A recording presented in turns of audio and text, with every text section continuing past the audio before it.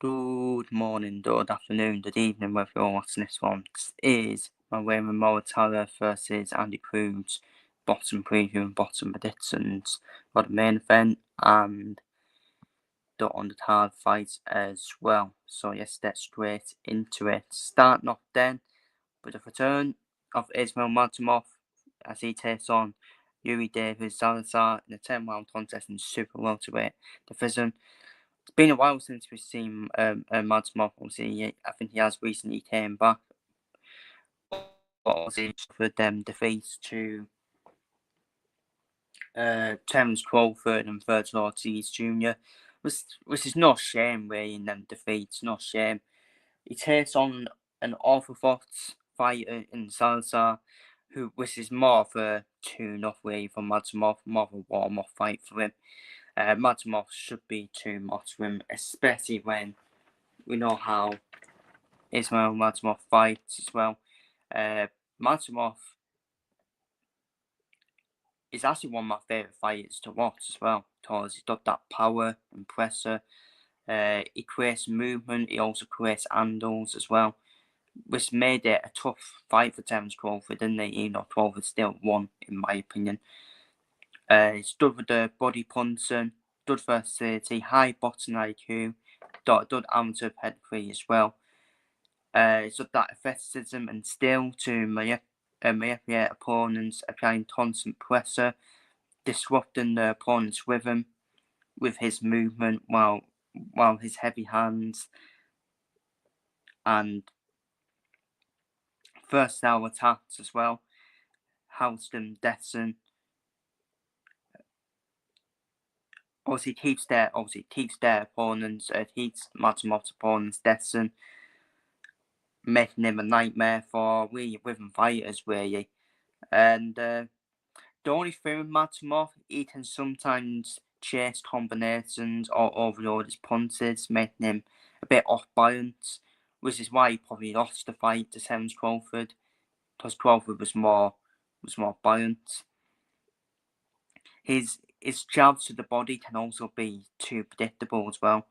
Overall, his unique blend of power, athleticism, and tactical unpredictability still makes him an incredible force in this division, in my opinion.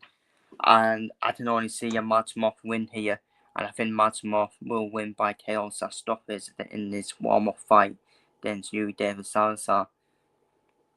Up next, we're seeing Amari Jones up against Jerome Batzer, 8-round contest in the super welterweight division.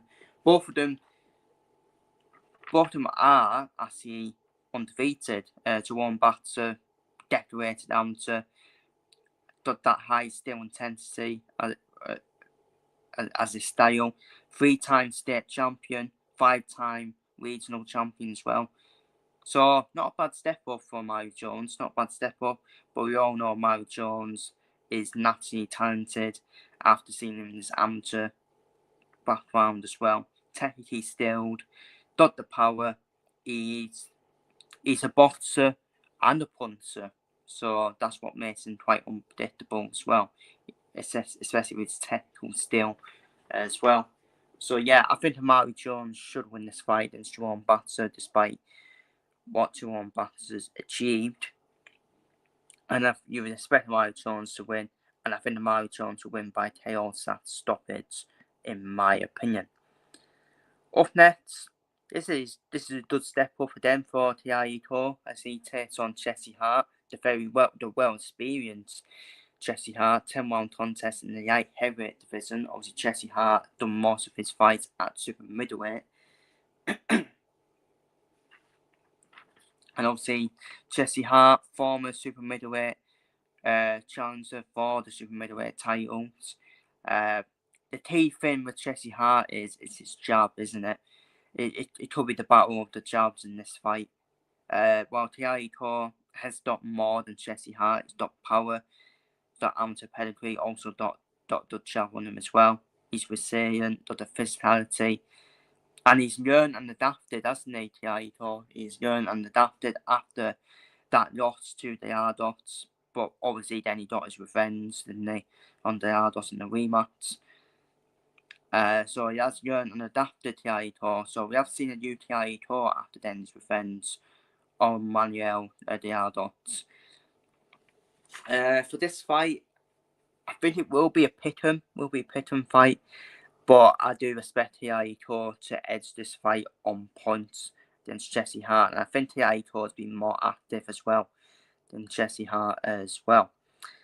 Now on to the main event, Raymond Muratalla versus Andy Cruz, 12-round contest for the IBF World Lightweight title. For me, I think Andy Cruz can count himself very lucky to get a world title shot. If I'm being honest with you, I don't believe he deserved a world title shot. Far too early for him to get a world title shot, in my personal opinion, anyways. But it is what it is with the IBF.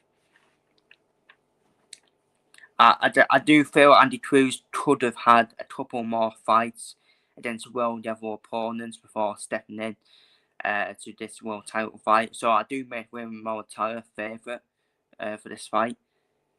Andy Cruz, what we'll say about Andy Cruz, he's had an elite amateur pedigree. He still, for me, needs to showcase his master tactics and skills and his win IQ and his defence and offence and strategic evolution as well. Because I'm not being funny, he's beaten who he expects to beat, and he made hard work. He did make hard work of defeating Antonio Moran on that Crawford versus Mads Moftard. Don't forget. So we're still not seeing what Andy Cruz is made of, really. He's beaten who he's expected to beat, and he's also, for me, this is why I think it's far too early for him. But we'll wait and see. Because I think I said that about Tayson Davis and that against Dennis Berichick, and Tayson Davis shortages everything. So might be one of them where the better opponent that steps up, Andy Cruz steps up. So we'll wait and see. Raymond Muratalla got that boxing IQ, power and speed, versatility, got that mental fortitude, good work rate as well. And what's so good about him, he finds openings, setting up for heavy shots when he gains in with punches, quickly gets into a rhythm. Once he lands clean, power and speed was evident in his dominant win against, of course, Abduyev, who was expected to face Adam Zane, wasn't he, on the Huban vs Ben 2 card. So, but that's where he showcased his skills, isn't he, Muratalla, in that dominant win against Abduyev. For me, Andy Cruz should be facing him, in my opinion. Andy Cruz should be facing Abduyev, not be in this world title shot, in my personal opinion. So yeah, I do think Muratalla wins, in my opinion. I think Muratalla wins on points. But I think it's quite risky predicting that, isn't it? Because you just never know. Andy Cruz might step up with this better step up an opponent, and Andy Cruz might finally showcase his skills. But I'm still on the door for Muratalla to win on points. So feel free to leave your thoughts and predictions down below for the Muratalla vs Andy Cruz card down below in the comments, and I'll see you all for the next one.